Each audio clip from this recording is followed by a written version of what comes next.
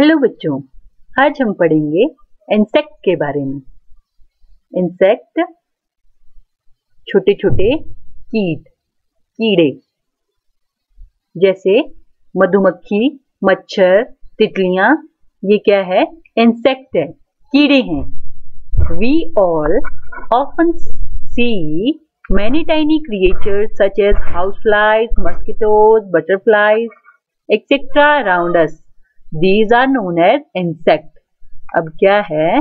जैसे घरेलू मक्खी हो गई, मच्छर हो गए, तितलियां हो गई, ये क्या है? इंसेक्ट हैं, कीड़े हैं। Insect are the largest group of animals on the earth. Insect क्या है? पृथ्वी पर सबसे ज्यादा मात्रा में पाए जाने वाला कीड़ों का समूह।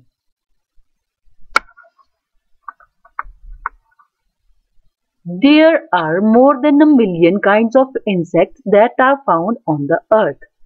अब कितने इंसेक्ट है, कितने कीड़े हैं हमारी पृथ्वी पर? 10 लाख से भी ज्यादा कीड़े हैं हमारी पृथ्वी पर। These include flies, mosquitoes, grasshopper, butterflies, beetles and bees etc. अब इसमें कौन कौन आते हैं? फ्लाइज, उड़ने वाले कीट। जैसे आप यहाँ पे देख सकते हैं, ये क्या है?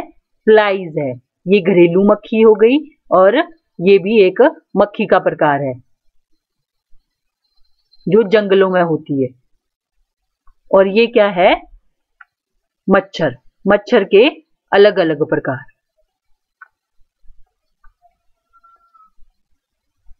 These include flies, mosquitoes, grasshopper, butterflies, beetles and bees etc. इसमें कौन कौन आता है? उड़ने वाले कीट, मच्छर आ गए, टिड्डा आ गया, तितलियां आ गई, बीटल्स आ गए, मधुमक्खियां आ गई। ये क्या है? पृथ्वी पर सबसे ज्यादा मात्रा में पाए जाने वाला जानवरों का समूह। They differ in size, shape, color and many other features. और ये क्या है? भिन्न होते हैं आकार, रंग और कई अन्य विशेषताओं में, एक दूसरे से भिन्न होते हैं।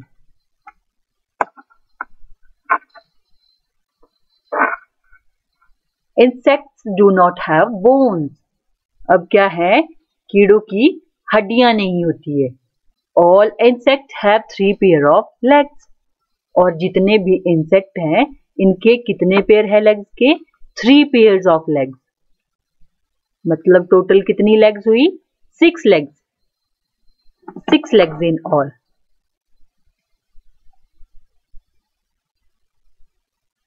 One, two, three one side and 3 on the other side. All insects have 3 pair of legs, that is 6 legs in all. जैसा कि मैंने बताया, टोटल कितनी लेग्स हुई इनकी? 6 legs, 6 टांगे।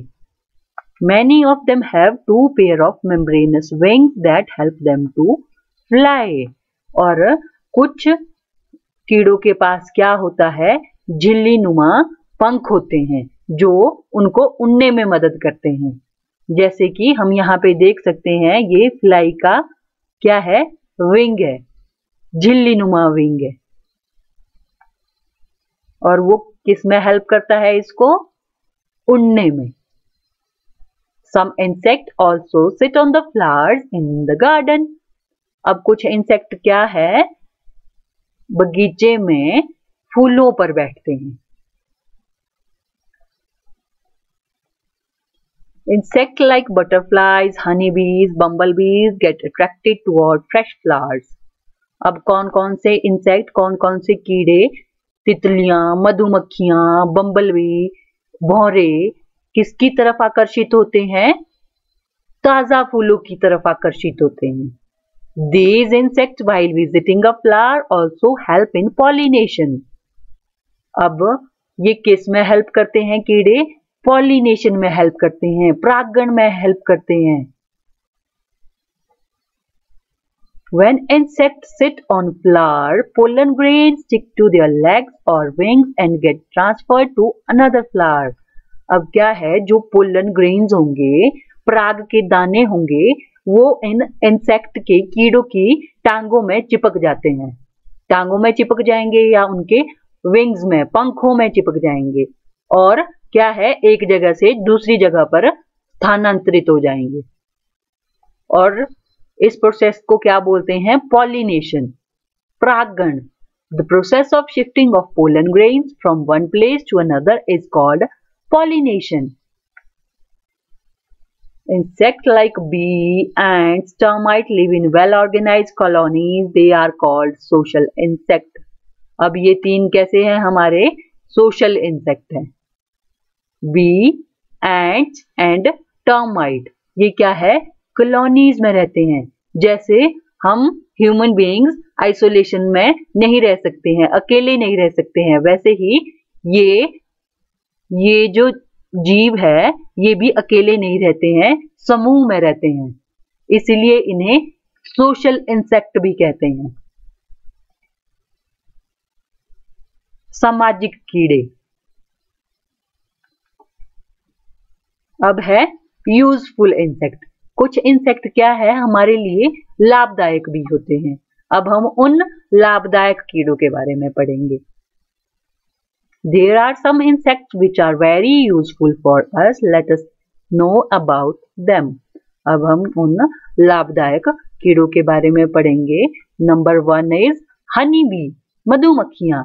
Honey bees are one of the insects which are very useful for us. Honey bee क्या है, हमारे लिए लाभदायक है। They build their hives on trees and roofs of old buildings. वो अपना छाता कहाँ बनाती है? पेड़ों में और पुरानी इमारतों में अपना छाता बनाती हैं मधुमक्खियां। Honey bees are usually attracted to sweet smelling flowers. और मधुमक्खियां किसकी तरफ आकर्षित होती है? मीठी सुगंध वाले फूलों की तरफ आकर्षित होती है। Such flowers produce a sweet liquid called nectar. अब जो ये मीठी सुगंध वाले फूल है, किसका स्राव करते हैं?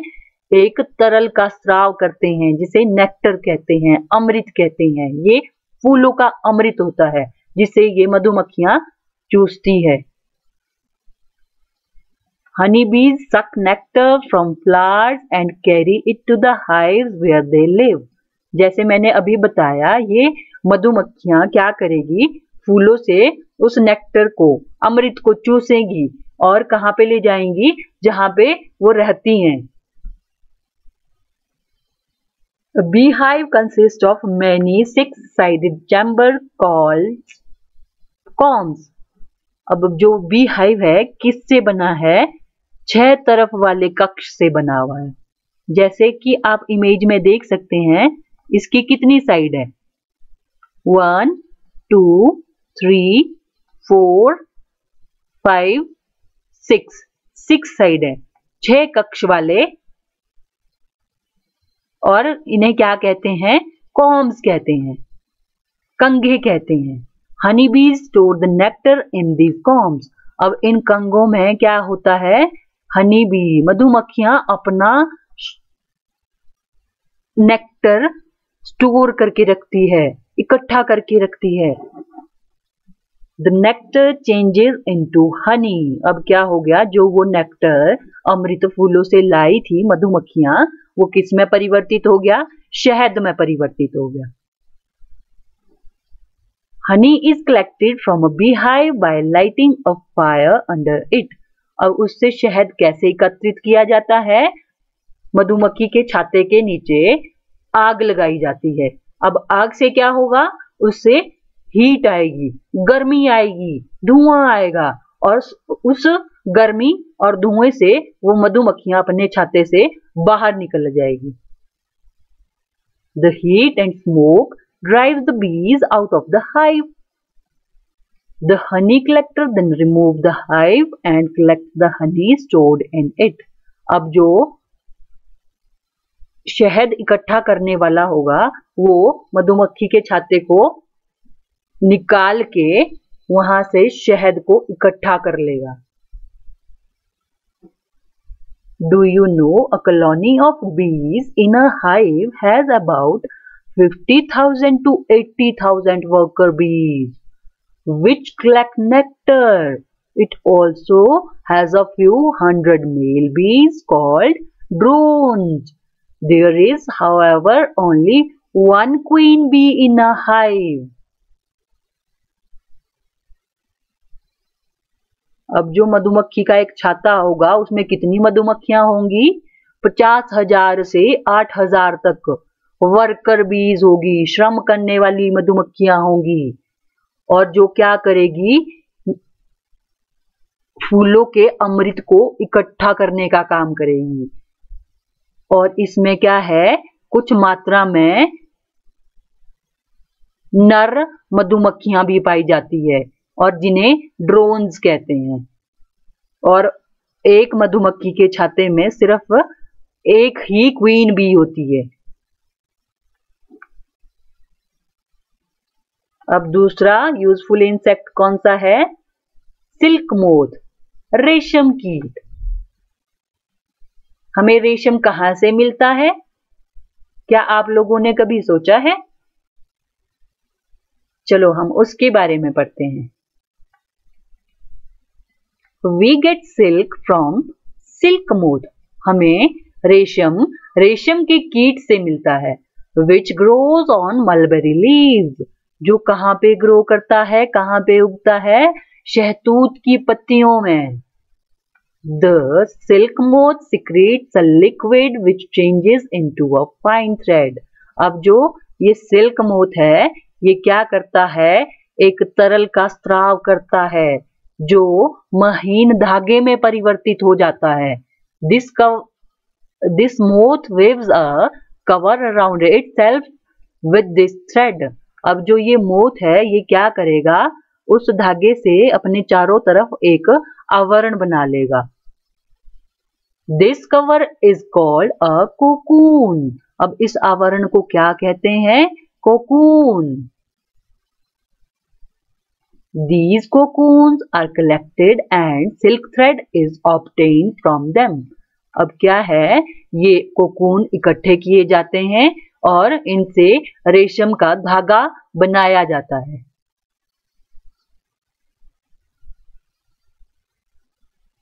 अब है लाख इंसेक्ट, लाख कीट। Lac insect usually grows on बनियान ट्रीज। लाख इंसेक्ट कहाँ पे ग्रो करता है? बरगद के वृक्ष में। This secretes a semi-solid substance called lakh.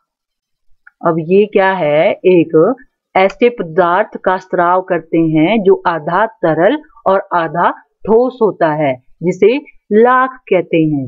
Lakh is used in paints, varnishes, printing ink and for making bangles and similar things. अब उस लाख का प्रयोग कहाँ पे होता है? पेंट में होता है, वार्निशेस में होता है, मुद्रण में होता है, चूड़ियां बनाने में और इसी तरह के अन्य कार्यों में लाख का प्रयोग किया जाता है। Ladybird beetle, it eats a large number of pests that are harmful for plants. अब ये क्या है? लेडी बर्ड बीटल है। ये क्या है? हानिकारक कीटों को खा जाता है। इससे हमारी फसलें भी बच जाती है। Do you know rearing or breeding of honeybees for collection of honey is called apiculture. अब मधुमक्खियों का पालन जो होता है शहद के लिए, उसे क्या कहा जाता है? एपीकल्चर कहा जाता है। ये बहुत ही इंपॉर्टेंट क्वेश्चन होते हैं। मधुमक्खियों का पालन क्या कहलाता है? Apiculture. While rearing of silkworms for getting silk is called sericulture. अब जो सिल्क होगा, सिल्कवॉर्म होगा, रेशम कीट होगा, उसका पालन क्या कहलाता है? सेरिकल्चर कहलाता है। सिल्कवॉर्म को पालना मतलब सेरिकल्चर। उसको सिल्क इकट्ठा करने के लिए अपने पास पालना, वो सेरिकल्चर हुआ। अब जैसे कुछ इंसेक्ट हमारे लिए लाभदायक है, वैसे ही कुछ इंसेक्ट हमारे लिए हार्मफुल भी है। हानिकारक भी है। अब हम उन हार्मफुल इंसेक्ट के बारे में पढ़ेंगे। Many insects are harmful to us. Let us learn about some of them.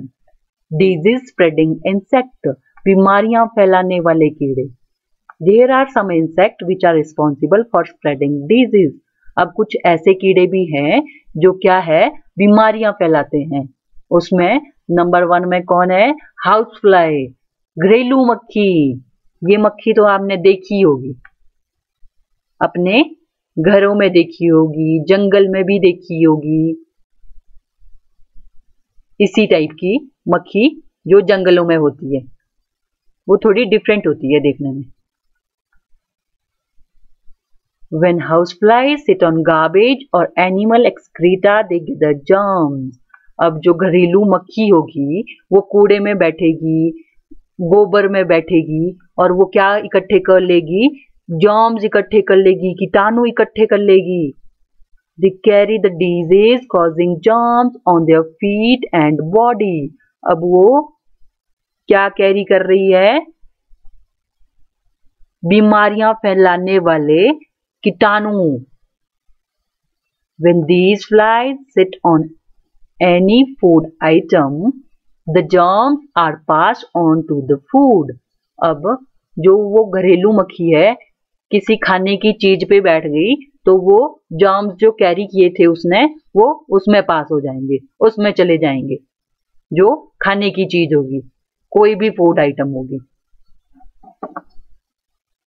These disease-causing germs get transmitted to the humans when they consume such infected food or water. अब वो जो germs होंगे, कीटाणु होंगे, कहाँ पे चले जाएंगे? हमारे अंदर चले जाएंगे जैसे ही हम वो इन्फेक्टेड फूड और वाटर लेंगे, दूषित खाना, दूषित पानी पिएंगे। किससे दूषित हुआ? वो कीटाणु से दूषित हो गया। जैसे ही वो मधुमक्खी हमारे खाने पे बैठी, हमारे पीने के पानी में बैठ गई, वो जो कीटाणु उसने कैरी किए थे वो उसमें चले गए हैं। अब वो ह्यूमंस के अंदर चले जाएंगे, उससे क्या हो जाएगा? बीमारियां फैलेगी। Disease like diarrhoea, cholera and jaundice get spread by the house fly. अब कौन कौन सी बीमारियां फैलाई हाउस फ्लाई ने, घरेलू मक्खी ने? डायरिया है, कॉलरा है, जॉन्डिस है, ये बीमारियां फैलाती है हाउस फ्लाई, घरेलू मक्खी। We should never eat uncovered food as it is likely to have germs in it. और हमें क्या है? अनकवर्ड फूड भी नहीं खाना चाहिए। हमें अपने भोजन को ढक के रखना चाहिए। जो भोजन ढका हुआ नहीं होगा वो नहीं खाना चाहिए। Mosquitoes. Mosquitoes and some other insects spread disease through bites. अब जैसे ये मस्कीटो है, ये कहाँ से डिजीज फैलाएगा? अपने बाइट से, डंक मार के। Disease like malaria and dengue are spread through mosquito bite.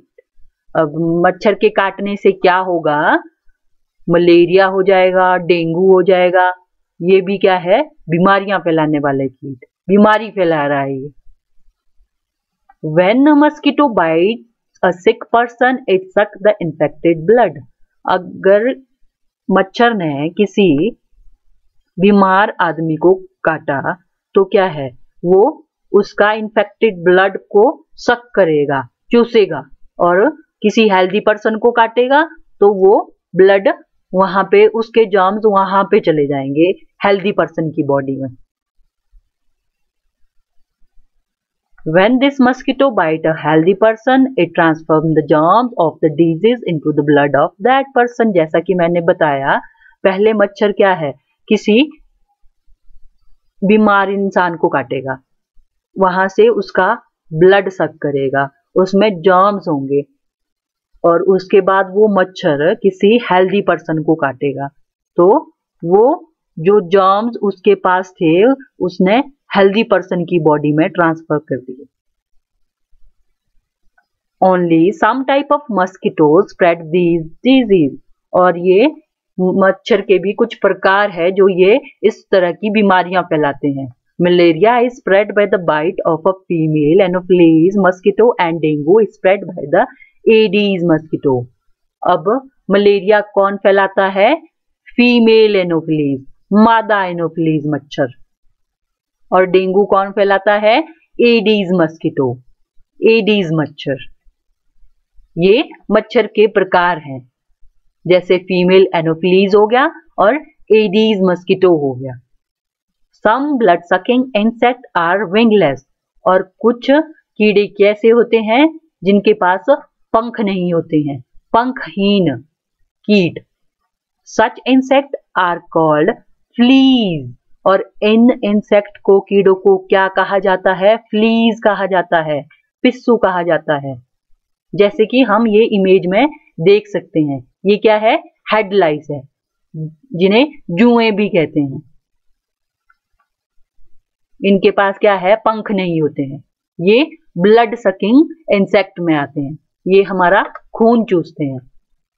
ये बेड बग हो गया, डॉग फ्ली हो गया, कैट फ्ली हो गया, ये भी अलग अलग बीमारियां फैलाते हैं। Fleas found on rodent like rats can spread a very dangerous disease known as bubonic plague.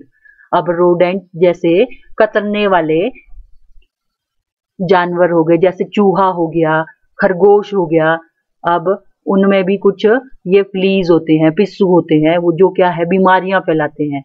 ये कौन सी बीमारी फैलाते हैं? ब्यूबोनिक प्लेग फैलाते हैं। It is very important for all of us to maintain cleanliness and hygiene. इसीलिए क्या है? हमें साफ सुथरे रहना चाहिए। This can help us to save us from the harmful effect of different type of fleas. और ये किस में मदद करेगा? हमारी इन हानिकारक कीटों से बचाने में मदद करेगा। क्या? हमारा पर्सनल हाइजीन, जो हमारी शारीरिक स्वच्छता, हमें बार बार हाथ धोने चाहिए, बिना हाथ धोए खाना नहीं खाना चाहिए। स्टिंकिंग इंसेक्ट, अब क्या है? डंक मारने वाले कीड़े। Some insect like bee, wasp sting. अब क्या है? कुछ मधुमक्खियां क्या करती है? डंक मारती है, जहरीला डंक मारती है, जो क्या है? जिससे पेन भी होती है हमें। ये मधुमक्खियां आपने देखी होगी।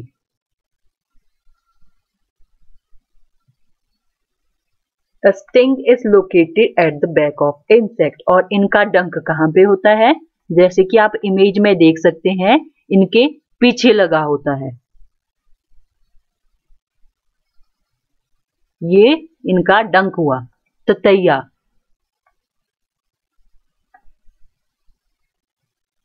इन्हें क्या कहते हैं? ये ततैया है, ततैया और मधुमक्खी। It is often poisonous and causes pain and redness in the disease, और ये क्या है? जहरीले डंक मारती है, जिससे हमारी स्किन कैसी हो जाती है? लाल हो जाती है। Spider and its web. Spider is not an insect. अब क्या है? मकड़ी इंसेक्ट में नहीं आती है। इंसेक्ट की विशेषता हमने क्या पढ़ी थी? They have 6 legs, 3 pair of legs, और स्पाइडर के पास 8 legs होती हैं, इसलिए ये इंसेक्ट में नहीं आता है। Spider is not an insect, it has 8 legs, whereas insect have 6 legs only. जैसे कि हमने अभी पढ़ा था, इंसेक्ट में 6 legs होती है, और मकड़ी में कितनी legs हुई? 8 legs. It catches various insects for its food, और ये क्या करता है? छोटे छोटे कीड़ों को पकड़ता है अपना खाना खाने के लिए। Spider secrets a liquid from its mouth. अब क्या है? जो ये मकड़ी होगी, ये एक तरल का स्त्राव करती है अपने मुंह से, विच changes into a very fine thread, जो महीन धागों में परिवर्तित हो जाता है। When it comes in contact with air, और धागे में कब परिवर्तित होएगा? जब वो हवा के कांटेक्ट में आएगा। It weaves this thread into a web, और ये क्या करता है? उस धागे से अपना वेब बनाएगा, जाल बनाएगा। The thread is so thin that insect cannot see the web. अब क्या है? ये इतना पतला होता है कि जो जो छोटे छोटे कीड़े होंगे वो उनको दिखेगा ही नहीं, दिखेगा नहीं तो वो इसमें फंस जाएंगे तो मकड़ी उनको खा लेगी। They get trapped in this web and are eaten by spider. तो स्पाइडर क्या है? स्पाइडर इंसेक्ट नहीं है। इंसेक्ट की 6 लेग्स होती है और स्पाइडर की 8 लेग्स है। Saving ourselves from harmful insect. अब हम अपने आप को इन हानिकारक कीड़ों से कैसे बचा सकते हैं? We can get rid of harmful insect by using natural method or using chemicals called insecticide और pesticide. अब हम इन हानिकारक कीटों से अपने आप को कैसे बचा सकते हैं? कीटनाशक का छिड़काव करके, रसायनों का छिड़काव करके हम अपने आप को इन हानिकारक कीटों से बचा सकते हैं। We often keep dried neem leaves in clothes. अब हम क्या करते हैं? सूखी नीम की पत्तियों को कपड़ों में रखते हैं इन कीटों से बचाने के लिए। और अप्लाई नीम और kerosene oil on wooden furniture. अब लकड़ी के फर्नीचर में हम क्या करते हैं? मिट्टी के तेल को लगाते हैं जिससे वो इन कीड़ों से बच जाए। This helps to save them from harmful insect. अब ये किस में हेल्प करेगा, किस में मदद करेगा? केरोसिन ऑयल और नीम की पत्तियां इन कीटों से बचाने में मदद करेगा। Farmers sometimes use pesticide for saving their crops. अब जो किसान है वो भी कीटनाशक का छिड़काव करते हैं अपनी फसलों को बचाने के लिए।